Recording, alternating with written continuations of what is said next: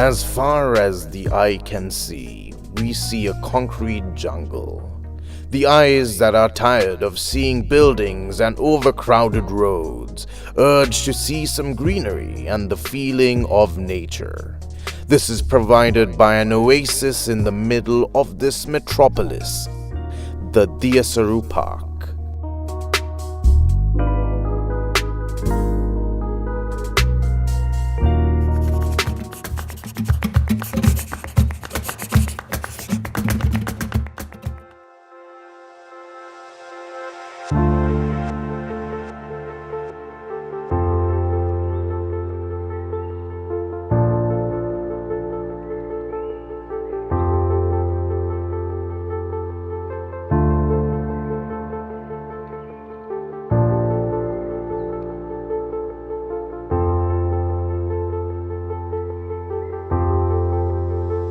We had been continuously monitoring certain areas of habitats, especially the urban wetlands in and around Colombo, as well as other fragile and sensitive ecosystems. Another aspect that I have been studying for the past 30 odd years is the invasive alien species of animals and plants that have come to Sri Lanka from other countries and is causing a problem to our native biological diversity. In addition, we study different species and specialize on certain different species which are endemic and most often threatened as well.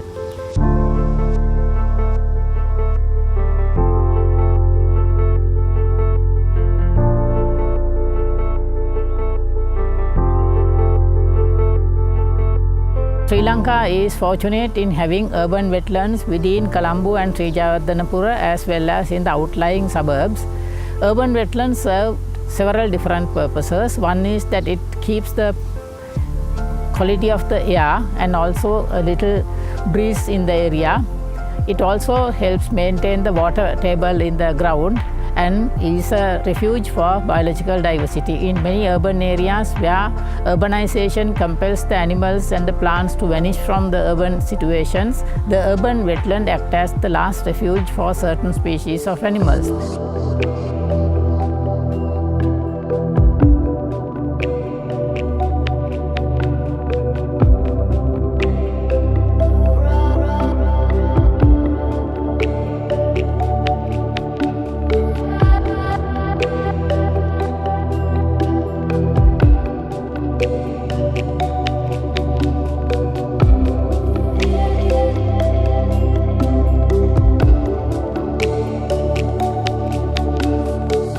In the middle part of the Colombo catchment, we are taking that the retention and detention area for these wetlands.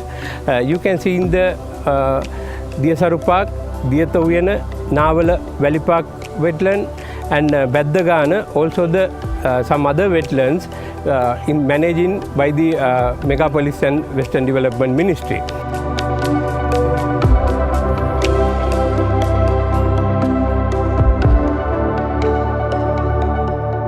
Problem with many people is they don't know the value and importance of a wetland habitat, but most of these people who are living in urban areas, especially the urban and suburban areas in and around Colombo, are living in this kind of quiet, peaceful atmosphere because of at least the wetlands that are remaining.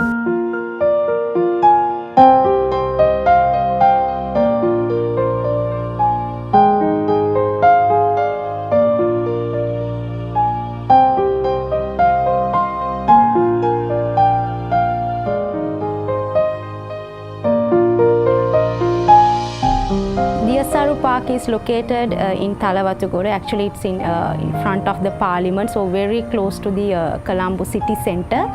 So the total area of this park is about 63 acres.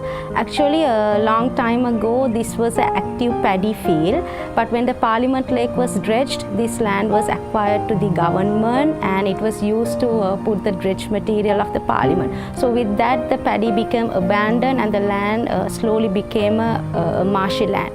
But after 2010, a devastating flood occurred in Sri Lanka.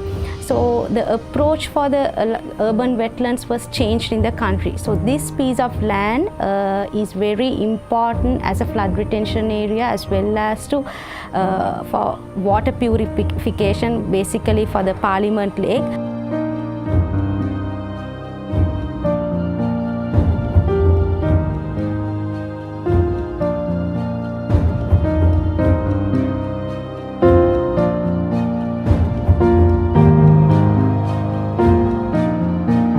And what we have seen is that initially this area was overgrown with invasives, specifically the invasive Annona glabra, which had been managed and removed by the project, and that has allowed the usual biological diversity associated with this Diyasaru system to flourish in this area, especially the plants like dun, which provides a habitat and feeding plant for butterflies as well as a large number of birds.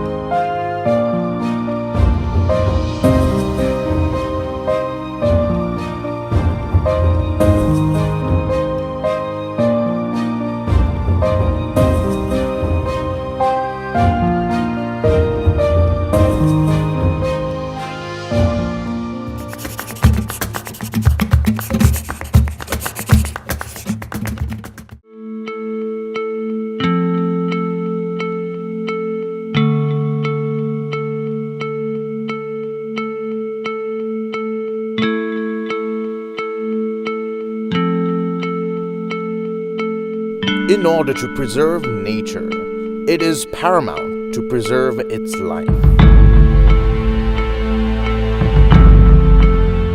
Urban wetlands are home to many fauna and flora that make this their home. Life here is very sensitive and vulnerable. One of the most important creatures in this safe haven is the fishing cat, one of the rarest cats that can be found in Sri Lanka.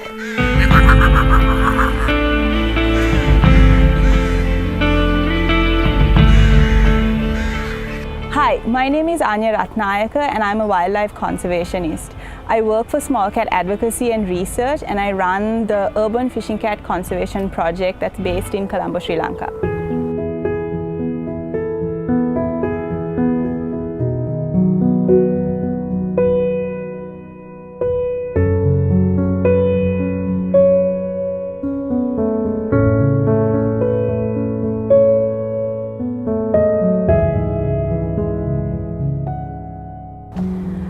So the fishing cat belongs to the small cat clan. There are 42 species of wildcat in the world, and 34 of them belong to the small cats. So the fishing cat's essentially a small cat. Sri Lanka has 3 small cats, and the fishing cat is one of them. And they look a lot like little leopards. So most of the time when people see fishing cats, they do mistake them for leopard, or they also mistake them for the small Indian civet. They are slightly larger than an average street dog, and an adult male could weigh about 15 kilos, so they're quite robust. The really funny thing about the species is that they quack like ducks, which is pretty amazing.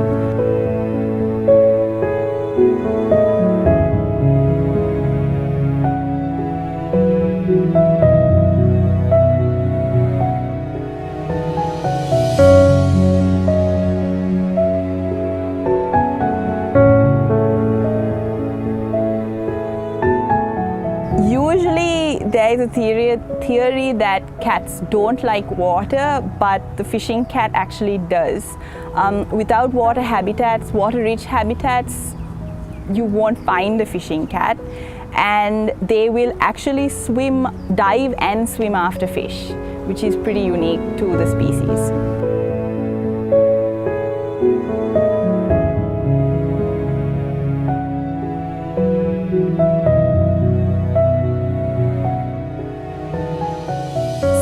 My project focuses on studying the urban population of fishing cats in the country, and this population is actually pretty unique because you don't find fishing cats in urban spaces anywhere else in the world. And the really unique thing about Diyasaru Park is that we have documented 6 fishing cats here, resident fishing cats. And it's a really unique park because it not just helps people come and learn about wetlands, but it also helps people learn about wetland species like the fishing cat.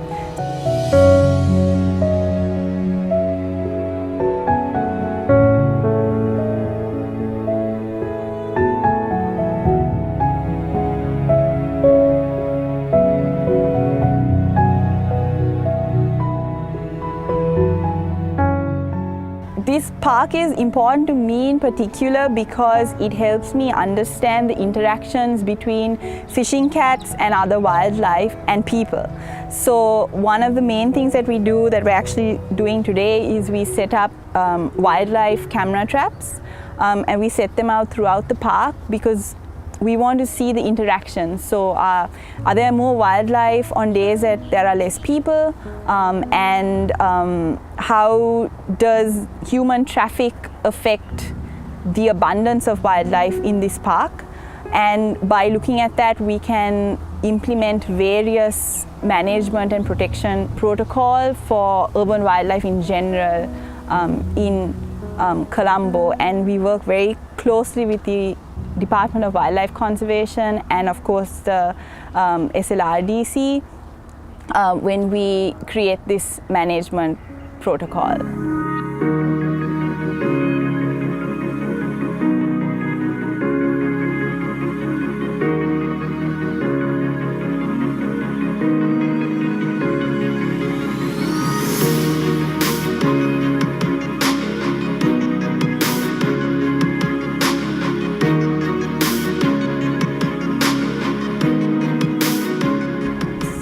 So what I'm trying to do is I'm trying to highlight the fishing cat as a flagship species for wetland conservation. And that means I want to use him as a mascot to protect the wetlands. If I went and told people that there's a spider that you can't find anywhere else in the world in Colombo's wetlands, so we need to protect it because in order to keep the spiders alive, I personally don't think that I would because I'm petrified of spiders. But if I went and told people that there is a wild cat that's the size of a dog that quacks like a duck and it catches fish by swimming after them, that's going to want to make people protect a wetland because this animal lives in it.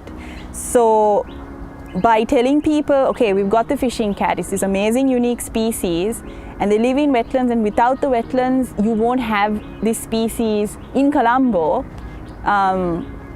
people will be pushed to protect these wetlands.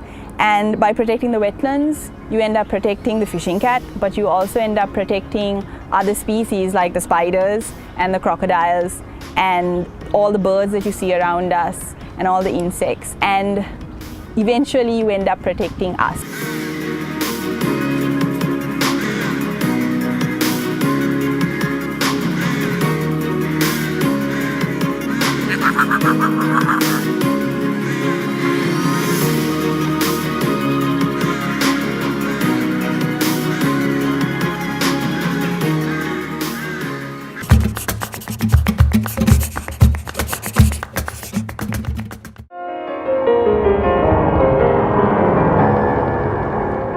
This was started to construct in 2013 and we opened the park to the public at end of 2016.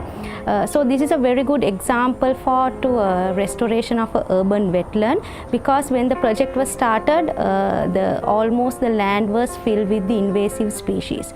But after that, we restored the land, we introduced the native plant species, and with that the animal diversity also increased significantly. So we are having at the moment incredible biodiversity in here, recording more than 200 animal species and about 150 native wetland species.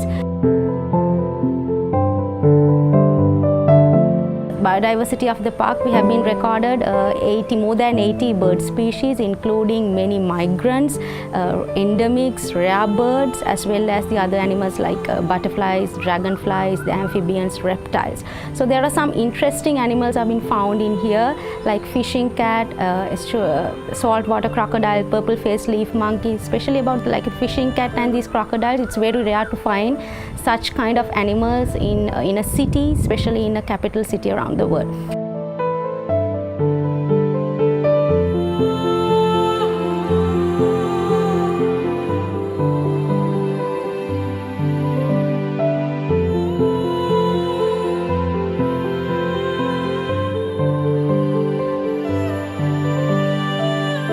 So now this park, the vision that we are carrying out this in park is reduce the stress of the urbanization, because urbanization, it creates a lot of stressors in the environment like flood stress, pollution stress, then stressing the people, stressing the biodiversity.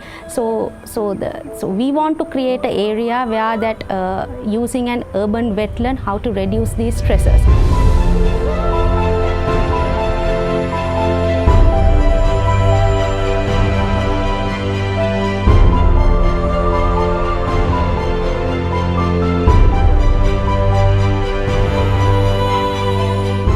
One of the main wetland centers in the country, and through that we are targeting kids and the students as well as the general public for them to educate about importance of urban wetlands, our biodiversity, why it's important to have these urban wetlands in the city and all. Now usually in Sri Lanka the kids they learn about the nature inside the classrooms. They are not interacting the nature. So we are using a different kind of practice for our kids or students to take to the nature, let them engage with the activities and in more practical ways. For that we are conducting so many programs, so many workshops, summer camps and public programs in here like monthly wise, and also to commemorate like World Environment Day, World Wetlands Day, we organize special programs. So always we want to create an environment where the kids in the city, that they don't have chance to go out and interact with nature.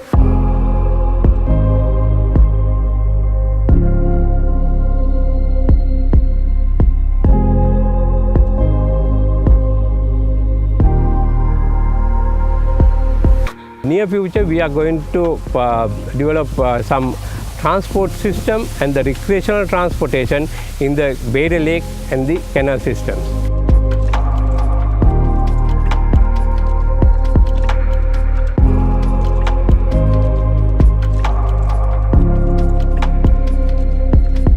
In addition, we have seen that an urban wetland, if properly maintained, could help having a biological diversity that is not usually seen in the urban areas but can thrive in this unique situation where the wetland habitat is. A wetland habitat is always more productive and more diverse from the point of view of biological diversity than a terrestrial habitat. So keeping urban wetlands is a better option than having urban terrestrial habitats. Of course, both are equally essential, but an urban wetland has a much more functional role to play than a terrestrial urban habitat.